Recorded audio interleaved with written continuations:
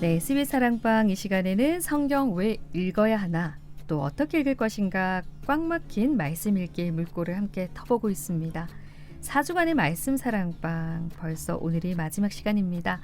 통큰 통독 주혜영 목사님과 함께합니다. 안녕하세요. 예, 반갑습니다. 네, 반갑습니다, 목사님. 저희가 지난 시간은 구약 성경의 그 읽기에 도움을 얻기 위해서 그 흐름을 좀 짚어봤고요. 자, 오늘 이제 신약으로 넘어갈 텐데, 예.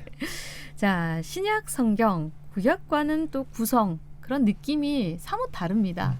아마 많은 분들이 구약 읽을래, 신약 읽을래 하면 신약을 읽으시거든요. 예. 근데 지난 시간 저희가 구약의 흐름을 짚어봤기 때문에 이제 성경을 읽는 그런 눈들이 조금 바뀌지 않으셨을까 생각이 되는데, 자, 신약 성경 어떻게 읽어야 할지 그 틀부터 좀 잡아보도록 할까요? 예.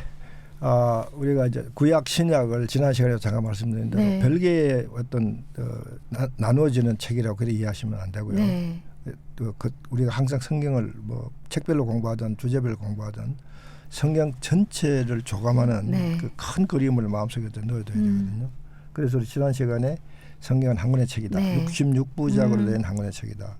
그렇다면 이 말라기에서 구약이 완전히 끝난 게 아니라 사실은 네. 말라기에서 구약 신약으로 넘어가는 그 단서가 거의 나와요. 네. 네, 그래서 우리 그 설명할 시간이 없어서 못했는데 특별히 말라기 1장 11절에 그 1-11 그러니까 1이 세 개잖아요. 네네. 그 빼빼로 데이라 그러죠. 네. 네, 그 말라기 1장 11절 그렇게 네. 기억하시면 좋겠습니다. 그럼 그게 보면 이제 그 하나님께서 이런 구속의 역사를 이스라엘 백성들 붙들고 저들을 제사장 삼고 대리인을 삼아서 그 구속 역사를 해왔잖아요. 그게 또 구약의 특징 중에 하나인데 네. 이제 하나님께서 이스라엘 백성과의 그 구속의 역사를 실패했다고 판정하는 거죠.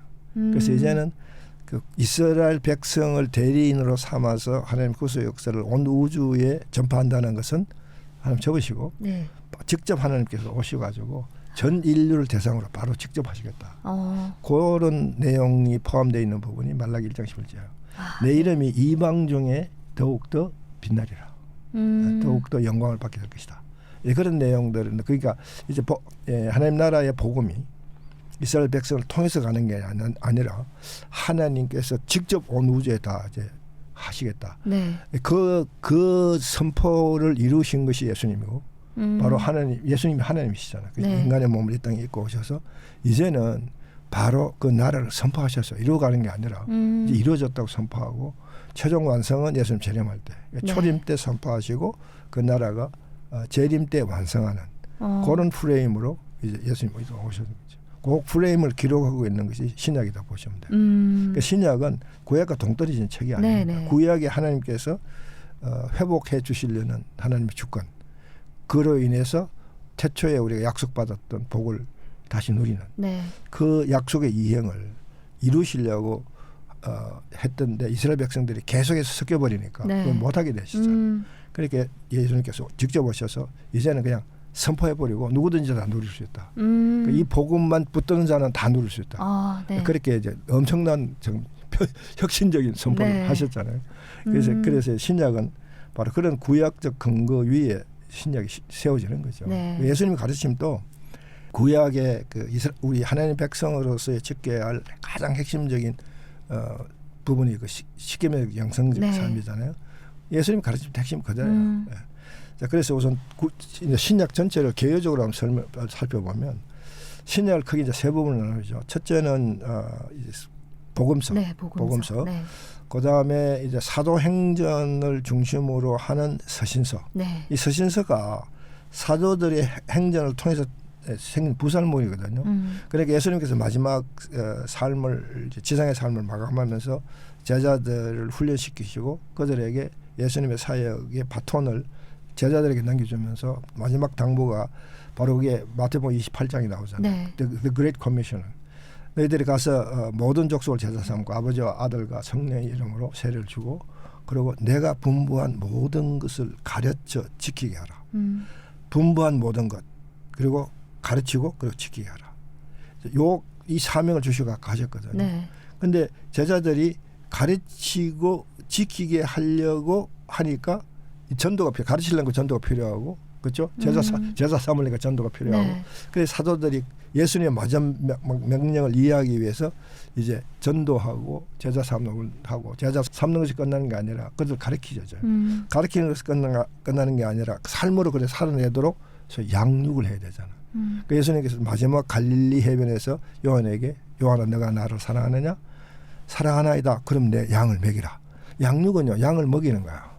예, 양을 잡아와서 양을 내 소유로 만드는 것 끊는 게 아니라 가져왔으면 내가 먹이고 키워야 돼. 네. 그 양육까지 가야 되거든요. 네. 그래서 교회가 가장 핵심 사역이 양육입니다. 어쨌든 그렇게 해서 사도들이 이제 그 예수님의 가르침을 가르치고 그리고 지키게 하려고 하니까 이제 교회라는 상황이 접어들게 되는 거죠. 네.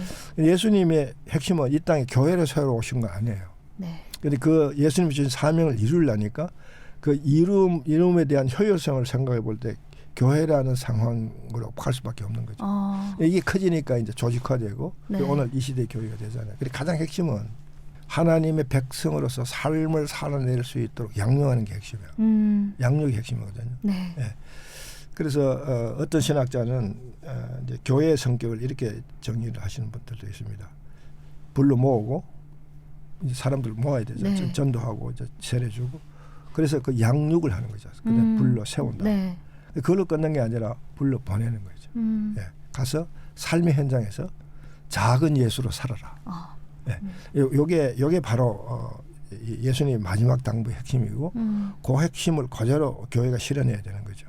초대교회는 그걸 하려고 네. 그렇게 하면서 그때는 뭐 조직이 없었고 가정교회 중심으로 쭉 했는데 그렇게 해서 이제 그들을 양육하고 바른 삶을 살아갈 수 있도록 인도하고 양육하는 그 지침이 서신서로 나타나는 거죠. 그러면서 이제 초대교회가 점점 많은 핍박에 빠지게 되죠. 많은 반대 세력이 부딪히게 되고 핍박에 빠지고 정말 예수님의 가르침을 포기할 수밖에 없는 상황을 만들고 사탄이 그렇게 해서 이 하나님 나라가 세워지면 사탄은 망하니까 구약 내내 사실 구약의 역사의 배후에도 사탄의 엄청난 그게 있었거든요. 우리가 언급은 안 했을 뿐이지 특히 뭐 다니엘 10장에는 그걸 분명히 얘기합니다. 역사의 모든 역사의 배후에는 영적 싸움이다. 네. 그것이 뭐 하나님 나라의 역사든 일반 인간들의 역사든 모든 역사 뒤에는 사탄이 항상 개입해 있다. 네. 그걸 가장 강조해서 보여주는 다니엘 10장인데 사실 지금도 그래요. 네. 난 다니엘 10장의 상황을 믿습니다. 그런 상황에서 이제 엄청난 이제 핍박이 오기 시작하죠. 교회를 부시려고. 네. 그럴 때 이제 아니야, 너희들 신앙의 걸 놓으면 안 돼. 마지막 때를 소망을 가지고 신앙을 굳게 잡아. 그래서 보여주는 게 계시록이잖아요. 네. 계시록은 그래서 하나님이 창세기 때 시작했던 네. 구속 역사가 이제 끝에 가면 이렇게 마무리돼. 새하늘과 새 땅이 반드시 회복되는 거야. 에덴이 회복되는 거야. 너희들은 온전히 회복되어서 새하늘과 새 땅에서 정말 에덴에서 무진장의 복을 누리며 살았던 그 상황이 그대로 재현되는 거야. 그 보여주시고 소망을 갖고 신앙을 굳게 지키게 한 거거든요. 그래서 이런 이제 구조를 가지고 신약을 나눠보면 복음 시대, 교회 시대, 네. 종말 이렇게 나눌 수 있다는 거죠. 네. 복음 시대, 교회 시대, 종말. 네. 그래서 이걸 이제 신약이 27권이잖아요. 27권의 책을 이 시대에 나눠보면 당연히 복음 시대는 사복음서, 네. 사복음서를 보여주고 그 다음에 이제 교회 시대는 사도행전부터 시작해서 네. 계시록 앞에 나오는 그게 뭐죠? 유다서입니까? 마지막 서신서가 거기에 이제 요한 1, 2, 3서 유다서. 그렇죠. 네. 예, 거기에 이제 교회 시대를 커버하는 네. 책들이고 그다음에 종말은 어떤 한 시대 우리가 현실 중에 있는 시대라기보다는 앞으로 올 시대 마지막 때에 어떤 시대가 오느냐 그게 종말이다. 네. 그래서 이제 교회 시대는 사실 오늘날 교회 시대잖아요.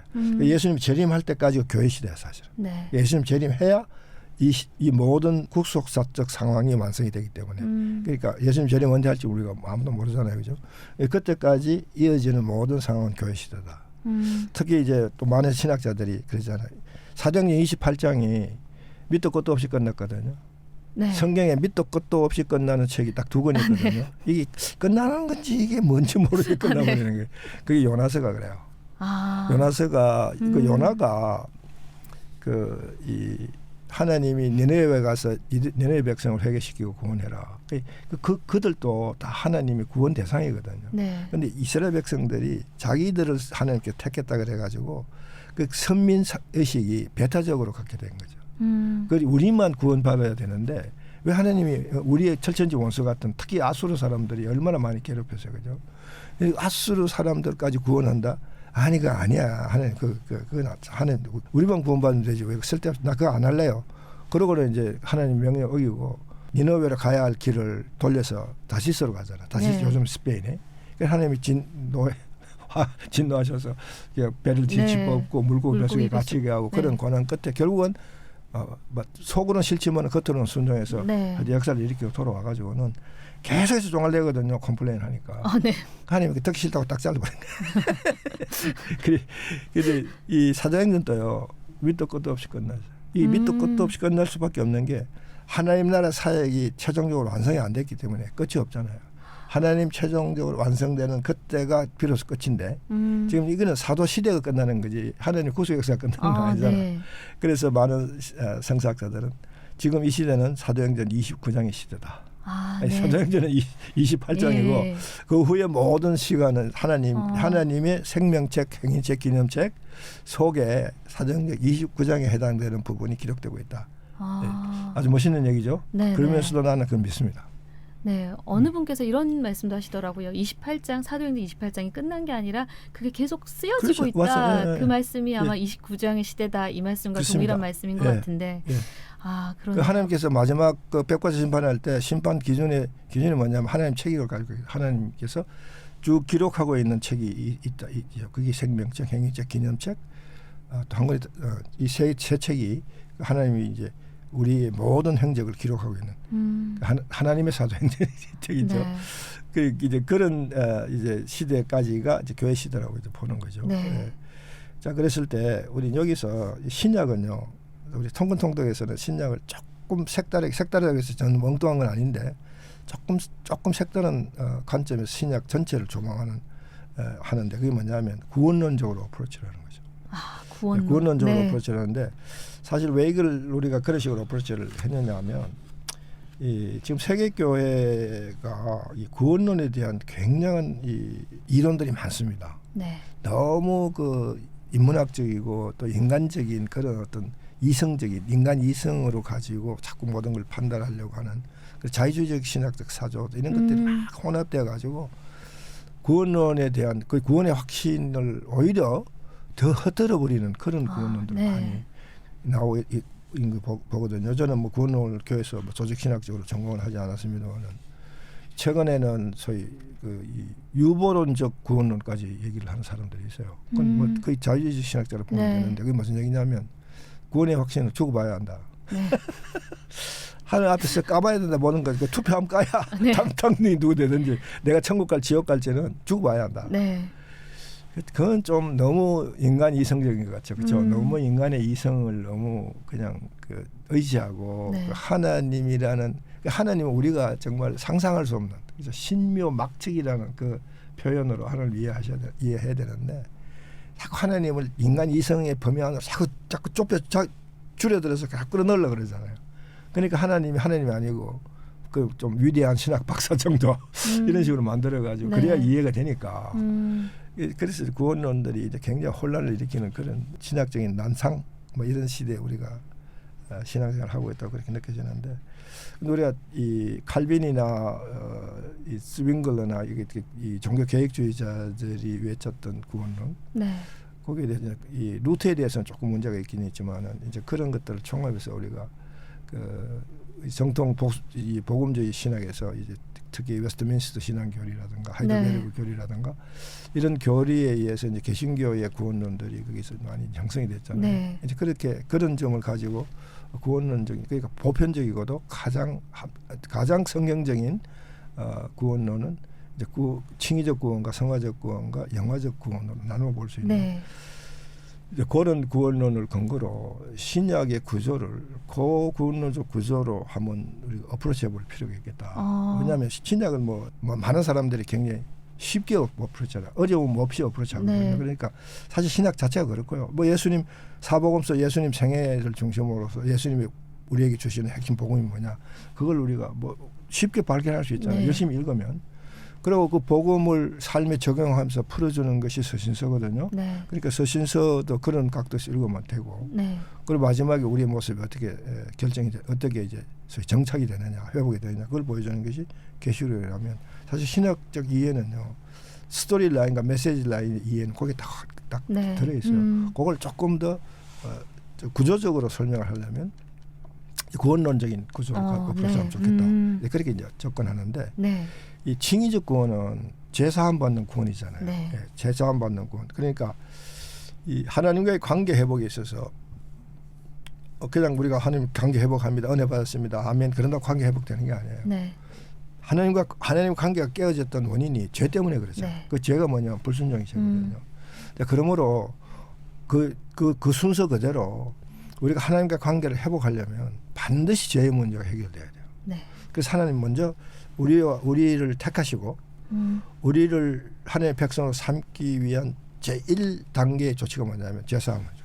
네. 제사. 그러니까 그게 칭의적 구원이죠. 네. 그러니까 하나님께서 우리를 제사하시고 우리가 우리의 죄를 깨닫고 죄를 고백하고 이 죄를 해결해 주시는 분은 예수 그리스도의 십자가의 능력이고 보혈이다.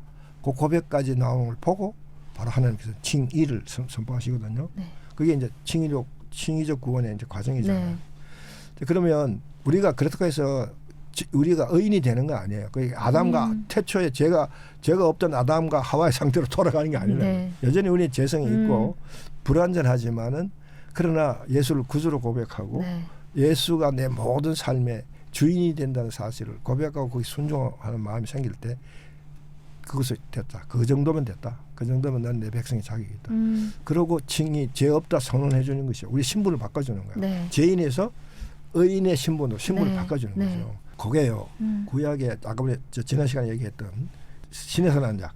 신의 선 네. 신의 선 언약과 언약. 똑같은 네. 성격을 띠는 거죠. 신의 네. 선 언약도 바로에 소속되어 있는 히브리 노예를 신의 산에 와서 하나님께서 저들을 미쁘게 여기시고 사랑하는 마음으로 신분을 바꿔주죠. 네. 하나님의 소속으로. 그래서 출애굽기 19장 4절에 보면 내 소유가 되겠고 네. 소유가 바뀌는 거예요. 우리 소유가 바로 그런 맥락에서 지금까지는 세상 소유고 세속적인 소유고 더 고약하게 얘기하면 사탄의 소속이었다. 사실 이 세상에 사탄의 소속 사람이 너무 많아요. 네. 영적인 안목에 보면. 근데 그 사람을 그런 사람이라도 예수 그리스도가 자기의 구주가 될 수 있고 그의 자기의 문제를 해결할 수 있는 유일하신 주인이시라는 것을 깨닫는 순간에 좋아 됐어 넌 내 백성이야. 하나님의 백성을 삼아주잖아요. 죄 없다 칭해 주시고 그다음 마지막으로 하나님의 자녀가 되는 권세를 주셔서 네. 요한복음 1장에 그리고 우리 하나님의 자녀가 되는 거거든요. 네. 자 그래서 바로 그 칭의적 구원을 받는 길이 무엇이냐를 보여주는 것이 복음서다. 예수님의 가르침이 그것만 제한되어 있다는 게 아니라 예수님의 가르침의 가장 핵심은 그분이 예수님께서 십자가에 우리를 죄에서 구원하시려고 오셨잖아. 구약의 이 제사하면요 1년에 한 번씩 유효합니다. 그죠? 네. 그 짐승을 잡아서 네. 드리는 제사는 1년간 유효하거든요. 그러면 대속죄일이 오면 그 이름의 대속죄일이면 다시 해야 돼. 네. 다시 짐승 잡고 다시 대속 받고 1년간 유효하거든요. 네. 근데 예수님은 우리의 죄를 해결하시는 그런 어린 양 제물 어린 양으로 오셨다면 예수님은 구약 제물과 달리 영원한 효력을 갖는 제물이 된 네. 거죠. 히브리서에서 그거를 영단번의 제물이라고 영원히 단 한 번의 제물. 네. 그리고 예수 그리스도를 구주로 영접하는 그 구약적 속죄 제사 행위는 1년이 아니라 영원히 유효한 거죠. 한 번 예수님 받아들이면 그래서 어떤 사람은 이런 우스갯소리 해요. 한 번 해병은 영원한 해병. 네. 그러니까 한 번 구원은 영원한 구원. 네. 그러니까 한 번 구원은 천국이 개런티됐다. 그러니까 그다음 죄지어도 괜찮다. 그런 얘기는 아니라고 생각하는데 네. 어쨌든 예수님이 주신 구원의 효력은 영원하다 그 얘기죠. 네. 예. 그러니까 사실 그게 맞는 게요. 예수님이 우리를 구원하실 때 그렇게 해서 칭의 받잖아요. 그게 이제 성경의 다른 부분들 보면 특히 계시록에 가면 성령이 하나님의 백성에 인치는 장면이 나와요. 인치신다는 말은 소유권을 주장하는 거잖아요. 네. 소유권을 확보하는 거잖아. 하나님이 너는 내 거야 하고 완전히 확보하는 거거든요. 구약에 가면 이사야서에 보면 하나 이런 구절이 나와요. 이사야서 49절인가 같은데 내가 너를 지명하여 불렀나니 너는 내 것이라. 네. 하나님 것이라 우리는요. 근데 네. 그 하나님 것을 확인하는 게 뭐냐면 너 이름 내 손바닥에 쓰겠다. 네. 그게 바로 인치는 행위고 그게 예수님이 십자가의 보혈을 흘려서 우리를 하나님의 백성으로 삼아주신 것 똑같은 같은 맥락이거든요. 그래서 우리가 한 번 구원은 그 효력은 영원하다. 그런데 그것이 제사함 받는 구원에 해당된다 그 말이에요. 네. 그 구원이라는 건 그걸로 끝나는 게 아니거든요. 네. 그 다음 구원이 매우 중요한데 네. 그게 뭐냐면 그것이 성화적 구원이에요. 성화적 네, 성화적 네. 구원이 그러니까 성화적 그러니까 한번 구원받은 하나님의 백성이 됐던 사람은 그러면 그 백성의 시대에 있어서 자격을 계속해서 유지하고 그리고 그 하나님까지 바른 관계에서 계속 머물기 위해서는 삶의 지침이 필요하겠죠. 네. 구약에서는 그게 뭐라고요? 네, 십계명이라고. 십계명. 네. 십계명적 성격을 띈 내용이 그대로 서신서에 네. 서신서의 핵심 내용도 똑같아요. 하나님 사랑 이웃 사랑을 서신서를 쓴 사람의 내용으로 표현했을 뿐이지 네네. 핵심 내용은 똑같다는 거죠. 너의 삶은 하나님을 사랑하고 그 사랑 그대로 이웃을 사랑해야 돼. 그래서 이 바울은요. 바울 서신서의 두드러진 특징은 구원을 받는 원리를 얘기하고 그다음에 그걸 삶으로 살아내. 그러니까 이론과 실천 이중구조로 되어 있고 항상 특히 로마서가 티피컬리 앞에는 복음의 이론을 쫙 원리를 보여주고 12장 이후에 가면 그대로 살아야 된다. 삶을 보여주는 거거든요. 그리고 여기는 항상 칭의적 구원과 성화적 구원이 딱 들어있다. 네. 특히 바울 서신서는요. 사실 그러면서 굉장히 삶을 강조합니다. 특히 빌립보서에서 빌립보 교인들에게 바울이 두렵고 떨리는 마음으로 오늘 너희 구원을 이루라. 그런 권면을 하거든요. 네. 명령성 권면입니다. 이 명령이라는 말 나왔으니까 조금 여담으로 한번 팁으로 여러분께 좀 말씀드리고 싶은 것은 구약도 그렇지만 신약도 이 예수님의 가르침, 하나님의 가르침은 전부 명령이에요. 이제 잠언의 내용을 빼고는요. 잠언은 이제 권면적 성격이 강하거든요. 네. 잠언은 명령이보다는 권면을 받아들이고요. 권면과 명령의 차이는 뭐냐면 명령은 안 지키면 죽음을 당해. 똑같이 군대에서 명령 안 지키면 총살 당하듯이 적결 처분 당하듯이 하나님 명령을 안 지키는 그 자체가 불순종이잖아요. 네. 불순종은요. 바로 하나님과 관계가 끊어지는 영적 죽음이 되는 제1 원인이 돼요. 우리 그걸 심각하게 생각하지 않는 게 문제야. 네. 이 불순종은 그냥 너무 식은 죽은 것듯이 생각해. 네. 이 심각한 범죄입니다. 하나님과 관계가 끊어지는 범죄인데. 그런데 이 명령을 우리가 너무 쉽게 생각해. 그런데 이 명령이라는 말이 너무 그 의미가 강하니까 사람들이 이 명령은 지금 죄가 되고 죄가 되면 이게 총살감이야. 이게 너무 색깔이 강하잖아요. 그러니까 네. 사람이 그걸 피하고 명령이라는 말 대신에 권면이라는 말을 써서 대충 해. 어휘를 순화시킨 거예요. 그렇죠. 대충 해 이런 식으로. 그런데 잠언의 명령 그런 명령이 아닌데 잠언은 권면입니다. 그럼 네. 인간 대 인간끼리 주는 권면이거든요. 네. 그래서 잠언은 안 지키면 그건 죄가 되는 게 아니라 네. 그건 불이익을 당하는 거예요. 잠언대로 하면 많은 이익을 얻는데 그래서 안 하면 그냥 불이익 좀 손해 볼 뿐이야. 그 죄는 아니야. 네. 잠언은 그렇게 이해하시면 되는데 어쨌든 그래서 이 바울이 지금 이 빌립보 교인들에게 너희들이 오늘 두렵고 떨리는 마음으로 구원을 이루라. 그럴 때 이거는 사실은 우리가 권면이라고 얘기하지만 이게 명령입니다. 조금 전에 이제 명령의 의미가 뭔지를 우리가 깨달았다면 네. 시리어스하고 심각하게 받아들여야 돼요. 그런데 요즘 이 한국 교회, 세계 교회가 교인들이 겁먹는 걸 싫어하잖아. 네. 겁먹이면 교회 안 나와. 골치 아프니까. 가급적이면 사탕 발림 소리, 좋은 소리 뭐 이런 거 자꾸 해가지고 교인들의 신앙이 점점 영적 능력을 상실하는 식으로 이끌어가는 이런 모습 참 안타까운데 우리가 이제 성경의 원래 모습으로 돌아왔을 때 우리가 생각해 보면 강한 의미를 우리가 그저 힘들고 겁이 먹혀지더라도 이걸 붙들고 하나님 앞에 정말 두렵고 떨리는 마음 써야 돼요. 그렇지 않고는 우리 하나님 앞에 올바르게 쓸 길이 없습니다. 아니야 쉬운 길로 가는 거야. 그것은 다 사탄의 유혹이에요. 사탄이 다 가문이 있으리고 우리는 그것이 뭐 하나님 사랑의 소리처럼 착각해가지고 그렇다고 심지어 그렇게 설교하는 사람까지 있잖아.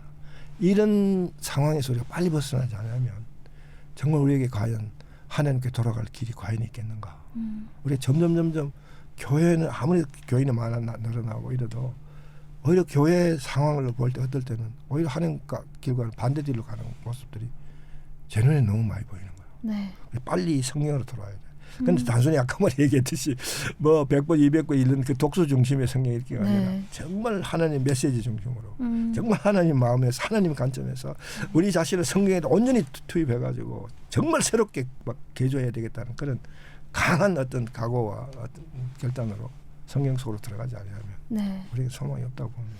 그러니까요, 목사님 말씀을 들으면서 한 번을 읽어도 이 성경에 하나님 주시는 그 메시지가 무엇인지를 분명히 깨달을 수 있도록 제대로 읽어야 된다라는 그렇죠. 그런 마음이 그렇죠. 들고요. 네. 신약은 오늘 새롭게 구원론적인 관점에서 바라봐야 한다라고 얘기를 해주셨고 이게 좀 통큰통독에서는 이게 강조되어 있다 이렇게 말씀을 하셨는데 칭의적인 구원과 성화적인 구원 두 가지를 또 설명을 해주셨어요. 그래서 우리가 정말 성경을 보면서 신약은 복음서부터 쭉 이렇게 읽어가시면 이해하기 어려운 성경은 아니다 말씀을 하셨고요. 그래서 구약과 다르게 접근하기는 좀 쉽지만 그걸 구원론적인 관점에서 읽어가시면 좋겠다라는 생각이고요. 4주 동안 성경 어떻게 읽어야 할지 통독의 뼈대를 함께 좀 세워봤습니다. 감사합니다. 네. 실제로 성경을 펴고 읽기 시작할 때 그 눈이 달라지길 원하고요. 또 직접 집필하신 통큰 성경 더할 나위 없는 가이드가 될 것 같습니다. 그래야지. 예, 그래서 이 성경을 또 이 책을 가지고 함께 성경을 새로운 눈으로 읽어보시면 좋을 것 같다라는 생각이고요. 자, 이제 다시 미국으로 돌아가시게 될 텐데요. 네, 또 이후에 뵐 수 있을까요? 네, 그럼요. 또 우리 또 언제든지 또 우리 사랑하는 우리 한국 성도들 위해서 하나님께서 기회를 주시면 순종하는 마음으로 늘 나오고 또 나와야 되고 제 나이가 뭐 사실 태방마루 뒷방마루 노인 나이인데 시대가 또 100세 시대니까 아직도 건강하게 또 사회가 할 수 있도록 하나님께서 은혜 베풀어 주시고 또 사실은 우리 또래의 목사님이나 우리 동기 보면 다 이제 은퇴를 거듭해서 그런데 저는 하나님께서 저는 이렇게 왕성하게 사역할 수 있도록 주신 것도 어떨 때는 기쁘기도 하지만 피곤할 때는 조금 짜증스럽기도 한 게 사실이에요. 그러나 저는 항상 기도 제목이 하나님 온 세상이 온 성도가 성경이 있는 그날까지 정말 그 꿈이 생전에 이루어지지 않더라도 하나님의 꿈이시니까 그 꿈을 이루어드리는 일에 최선을 다해서 쓰임을 받기를 원합니다. 하나님께서요 도망가는 야곱에게 이런 얘기했어요. 여러분도 이 창세기 28장 15절 말씀 꼭 찾아서 읽어보시고 여러분 삶의 중요한 관점을 거기서 찾았으면 좋겠는데 야곱에게 무슨 얘기를 했냐면 내가 야곱아 두려워하지 말라. 내가 너로 허락한 일을 다 이룰 때까지 내가 너를 떠나지 아니하리라. 그러니까 하나님이 야곱에게 허락한 일이 있죠. 그죠? 그건 이제 우리 성경을 보면 자손을 번성하는 일이거든요. 예. 아브라함에게 약속한 그 자손 번성. 그 일을 이루어내는 일이 하나님 야곱에게 허락한 일이거든요. 자, 그렇다면 아까 얘기했듯이 성경은 대표성을 간다고 했습니다. 그러면 그 약속이 야곱에게만 주어진 약속이 아니에요. 우리 모든 백성, 뭐 특히 하나님이 택한 모든 하나님의 백성에게 주어진 거거든요. 네. 우리 지금 사모님이나 저에게 하나님께서 똑같이 주신 약속이에요. 내가 너에게 허락한 일이 있다. 그 허락한 일을 이룰 때까지 내가 언제나 너와 함께 할 것이다. 그래서 너는 순종하고 하기만 하면 돼. 그 약속이거든요. 그래서 우리가 이제 죽음이라는 게 바로 하나님께서 우리에게 허락한 일을 다 이루었다고 생각하는 그 순간으로 봐요. 야, 내가 이제 여기까지야. 넌 다 이루어서 이제 천국에 와서 편히 쉬어. 그게 우리 죽음이라고 생각하거든요. 우리 모든 성도들이 그런 사생관을 가지고 이 땅에 우리의 삶을 접근해 나간다면 바로 그게 복된 삶이라고 생각합니다. 왜냐하면 우리 삶이 하나님의 뜻을 이루어가는 삶이기 때문에 바로 하나님과의 바로 하나님이 원하는 그 한가운데 딱 들어있다는 거죠. 그것이 바로 복의 채널이 활짝 열려 있다는 거죠. 그러면 그걸 우리가 어떻게 하려? 유일한 길은 성경이다. 네. 네, 성경만 가르쳐준다. 그래서 저는 성경은 인생의 정답이다. 아멘. 인생의 모든 답은 성경 속에 있다. 네. 그걸 외치죠. 인생의 모든 정답을 성경 속에서 찾는 그렇죠. 네, 그럼. 우리 모두가 되었으면 좋겠다라는 마음 가지고 4주 동안 정말 감사한 시간을 감사합니다. 보냈습니다. 예, 이렇게 불러주셔서 너무 고맙고요. 네, 예, 다시 뵐 때 건강한 모습으로 뵐 수 있었으면 좋겠습니다. 그러겠습니다. 네, 기대해 주십시오. 네, 귀한 시간 귀한 말씀 감사합니다. 감사합니다. 주혜영 목사님과 함께했습니다. 네, 목사님 감사합니다. 예, 건강하시고요. 반갑습니다. 감사합니다.